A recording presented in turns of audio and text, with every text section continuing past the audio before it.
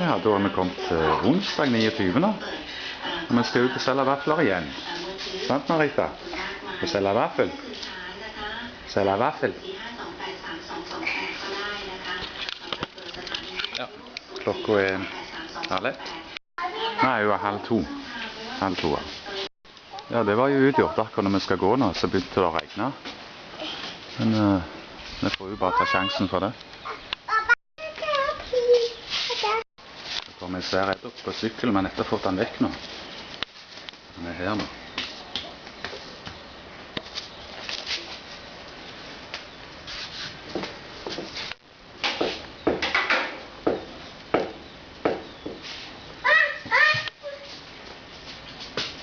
Ja, vi får han være i fred.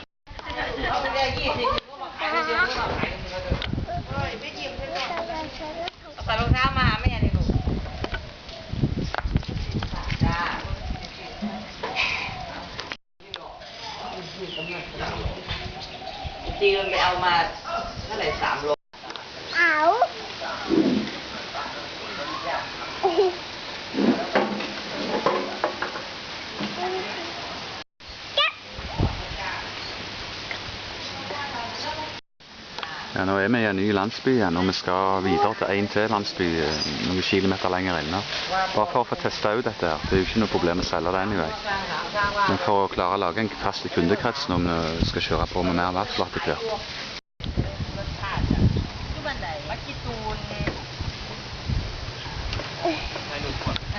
Ja, nå har jeg nettopp hun har solgt vafler til noen borte i veien her.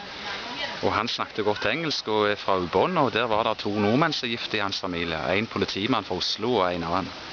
Jeg husker ikke navnet på dem, men det spiller jo ingen rolle. Nå kom regnet, så vi stopper like godt opp og tar en liten matpause.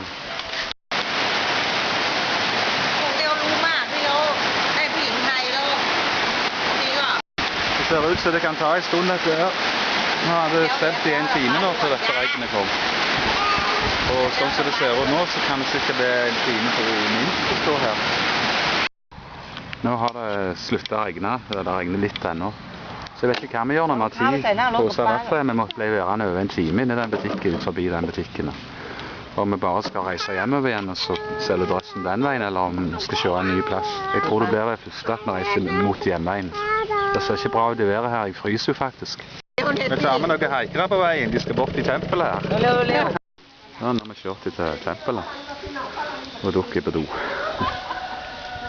Nå er jeg blitt populær her. Nå er det den første falangen som er her og selger vafler.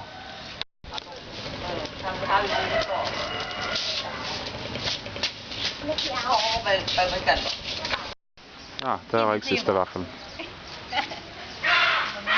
Så er det bare å komme oss hjem og si takk for i dag.